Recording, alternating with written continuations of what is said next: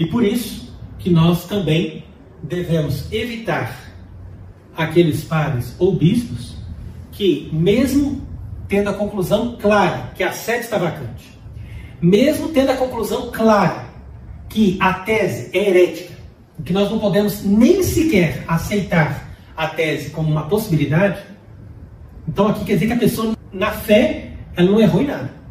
Ela está na perfeição da fé. Ela é ortodoxa. Mas faltou agora um grau de união ao papado. Por quê? Porque a pessoa tem que dizer, não, mas é possível eleger um papa, e o dia que esse papa for eleito, da forma correta, é claro que nós não vamos eleger um papa de qualquer jeito, aqui em Curitiba, nem ali na esquina. Mas nós vamos apoiar um papa que seja corretamente eleito, que seja aceito, né, pelo menos por aqueles que têm a fé verdadeira. Então, isso é evidente. E na medida em que essa pessoa tem essa intenção de estar unida a esse papa futuro, então ela não é cismática. Agora, se ela diz que não é possível e ela ainda afirma que não quer participar disso, então ela é cismática na sua intenção. Então veja bem que somente uma pessoa, ou um padre, ou um bispo, que mantém a ortodoxia, ou seja, mantém a fé católica completa, como eu expliquei, e mantém a intenção de estar em união com o verdadeiro papado, que vai nos levar ao verdadeiro papa, somente essa pessoa hoje está realmente dentro da Igreja Católica.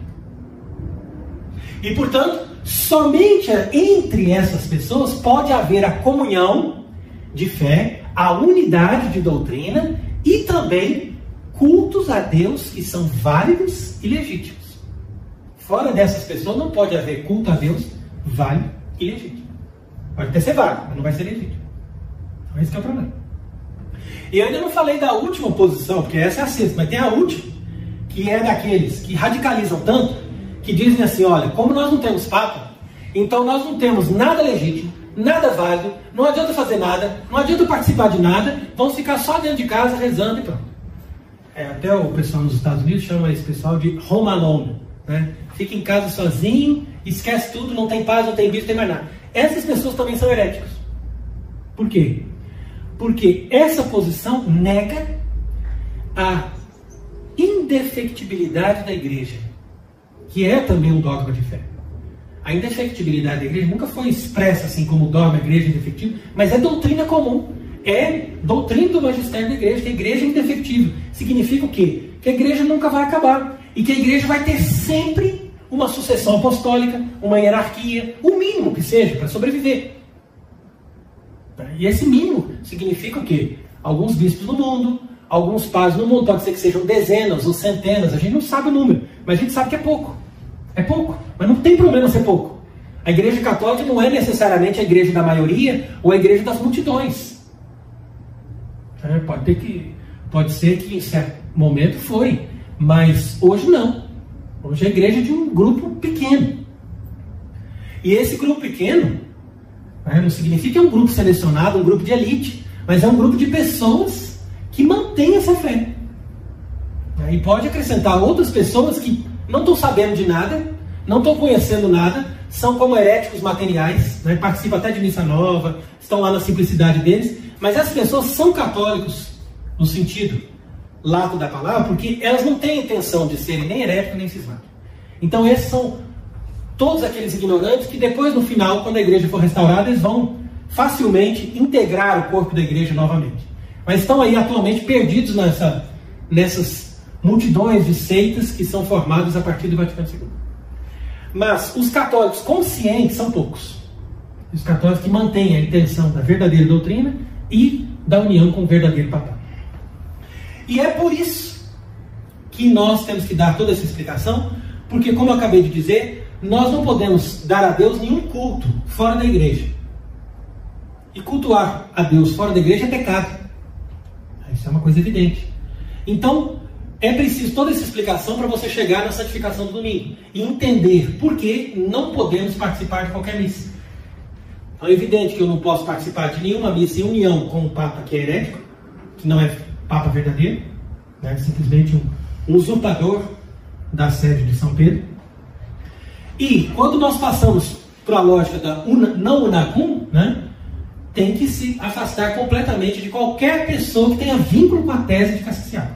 Se tem algum vínculo com a tese de Cassissiaco, ou se diz, como dizem alguns, eu não professo a tese, mas eu estou longe de condenar a tese. Esse tipo de frase já mostra que o sujeito é herético. Você não pode ter nenhuma parte com esse tipo de movimento. E aqui no Brasil está cheio. Eles são praticamente todos da tese. Só que eles escondem, ou então simplesmente ficam assim com conversinhas. Então, um sacerdote católico tem que condenar todas as heresias, inclusive a tese, que é herética sim, porque ela vai contra o Vaticano I e contra os princípios básicos da filosofia. Então, ele tem que ser ortodoxo, portanto, condenar todas as heresias, inclusive essa tese. E não só não estar em união nenhuma com os falsos papas, como estar em plena comunhão com o futuro papa. Então tem que fazer justamente essa ponte de união entre Pio XII e o futuro papa que Deus vai se dignar nos dar no dia que ele quiser restaurar a igreja. Então não é nem amanhã nem depois, mas a coisa tem que acontecer. Então por isso é que nós só podemos participar dessas missas quando elas são válidas e legítimas. Então nós já falamos muitas vezes de validade, e essa questão da validade não sou eu nem o padre da esquina que vai definir quem que é válido e quem que não é válido. Porque a validade depende do rito. E mesmo o rito novo sendo modificado, ele pode até ser válido. Mas normalmente nós consideramos duvidoso. Então é só um futuro papa que vai definir quem que é válido e quem que não é válido. Mas o que é muito mais importante do que questão de validade é a questão da legitimidade. Porque em todos os tempos da história da igreja, ninguém ficou dizendo assim, ele é um falso monge, ele é um falso padre, ou ele é um falso bispo. Não. Isso nunca aconteceu. Você pode perceber. Agora, questionar a legitimidade como papa é outra coisa. Porque a validade e a legitimidade do papado depende da fé. Agora, os bispos, os padres não. Eles podem ser heréticos e ser um válido bispo. Ou pode ser completamente modernista e ser um verdadeiro padre. Então isso depende simplesmente de ter recebido uma ordenação que tenha ali imprimido esse caráter sacerdotal. Então, nessa lógica, nós vamos perceber que, para nós, a questão da legitimidade é mais importante do que a questão da validade. Por quê? Porque uma coisa é ter certeza que é válido. Isso, só um verdadeiro papa pode dar ali o veredito. Assim, é certeza que esse aqui é válido. É certeza que esse outro não é válido. A não ser que seja uma coisa muito evidente. Por exemplo, alguém que se vestiu de padre e nunca foi ordenado, ou então alguém que foi ordenado ali porque alguém que inventou alguma ordenação, qualquer coisa com rito qualquer. Mas, uma vez que a pessoa é ordenado, né, seja padre ou bispo, ou uma vez que a pessoa se apresenta como religioso e vive como religioso, nós não devemos dizer que ele é um falso papa, nós não devemos dizer que ele é um falso padre, ou dizer que ele é um falso religioso, um falso frei, um falso monge. Isso não existe. Por quê? Porque a Igreja Católica sempre respeitou o estado de cada um, mesmo que ele seja cismático ou herético. Por isso é que é muito importante a gente perceber. Mas a questão que nos importa saber é onde nós podemos participar de uma missa, ou seja, onde nós temos sacramentos legítimos da Igreja Católica hoje. Então, para você saber disso, você tem que procurar saber do padre que está celebrando ali quem é o bispo dele. Porque não é o padre que define o que é e o que não é. É o bispo. Então, ele tem que ter um vínculo com o bispo. E uma vez sabendo qual que é o bispo, você tem que saber qual que é a posição desse bispo. Esse bispo, por acaso, é alguém que condena a falsa tese, né, de um papa material? Ele é alguém que não tem parte nenhuma com a Igreja do Vaticano II? Ele é alguém que professa toda a fé católica completa e ortodoxa, como sempre foi? Então, se é assim, ótimo. E ele também tem a intenção de estar unido ao futuro Papa, que seja corretamente eleito, como a Igreja define, através de um concílio imperfeito e tal. Então pronto. Então esse bispo é legítimo.